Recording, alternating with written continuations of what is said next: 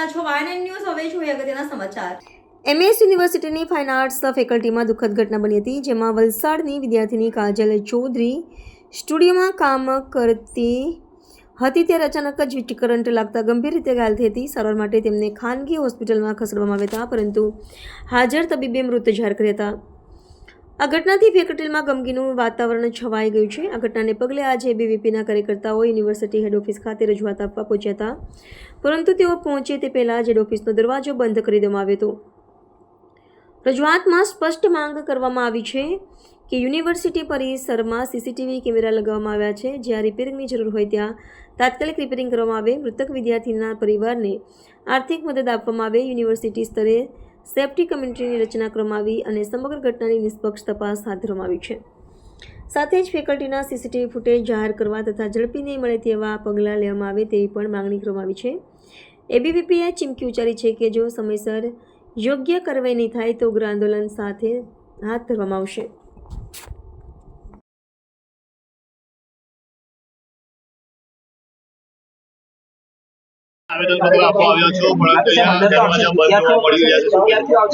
Fine arts faculty છે આપણા MS યુનિવર્સિટીની સૌથી ઉચ્ચમાં ધરાતી ભારત લેવલમાં આપનું નામ આવે છે ફાઇન આર્ટ્સ ફેકલ્ટીનું. એમાં આવું મિસમેનેજમેન્ટ આપણે એક્સપેક્ટેડ નહોતું. આ યુનિવર્સિટીના મિસમેનેજમેન્ટને લઈને અમારી એક બેનની જાન ગઈ છે અને એના બદલ એ લોકો અમને ન્યાય આપવાની જગ્યાએ અહીંયા તાળા લગાવીને બેઠા છે.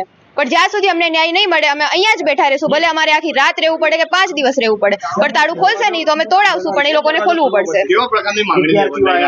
માંગણી અમે લઈને આવ્યા છે કે અમને ન્યાય જોઈએ છે. તાળા ખોલે, VC સર વાત કરે, પણ એ લોકો વાત કરવા પણ તૈયાર નથી. તાળા લગાવીને બેઠા છે, જે જરા પણ યોગ્ય નથી. મારું નામ ઈશા ચાવડા, આર્ટ્સ ફેકલ્ટી. આપણા સૌના ધ્યાનમાં જ છે કે કાલે ફેકલ્ટી ઓફ ફાઇન આર્ટ્સમાં આટલી મોટી ઘટના થઈ છે. એક બેનને એમનો જીવ ગુમાવ્યો છે. તે છતાં બી આજે જ્યારે વિદ્યાર્થી પરિષદ ફાઇન આર્ટ્સ ફેકલ્ટીમાં જોવા જાય છે ત્યારે ફેકલ્ટીને તાળા મારીને મીડિયા કર્મીઓને બી ત્યાંથી ધક્કો મારીને બહાર કાઢવામાં આવે છે. કે ક્યાંક ને ક્યાંક એવું કશું લાગી રહ્યું છે કે ક્યાંક ને ક્યાંક ફાઇન આર્ટ્સ ફેકલ્ટી એમની ભૂલ છુપાઈ રહી છે અને યુનિવર્સિટી તંત્ર એમનો સાથ આપી રહી છે.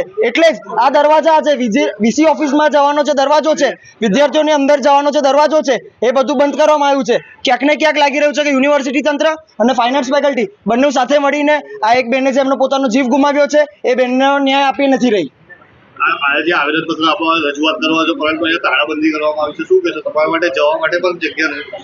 વિદ્યાર્થીઓને જ્યારે રજૂઆત કરવાની હોય VC સાહેબને, ત્યારે જવાનો રસ્તો કયો છે? એકમાત્ર આ જ રસ્તો છે. અત્યાર સુધી તો દરવાજા ખુલ્લા હતા, પણ આજે જ કેમ બંધ કરવામાં આવ્યા છે? એટલે ક્યાંક ને ક્યાંક કશું દેખાઈ રહ્યું છે કે વિજિલન્સ યુનિવર્સિટી અને ફાઇન આર્ટ્સ ફેકલ્ટી એમની પોતાની ભૂલ છુપાઈ રહી છે. એટલે જ વિદ્યાર્થી પરિષદને અંદર જવા નથી દઈ રહી.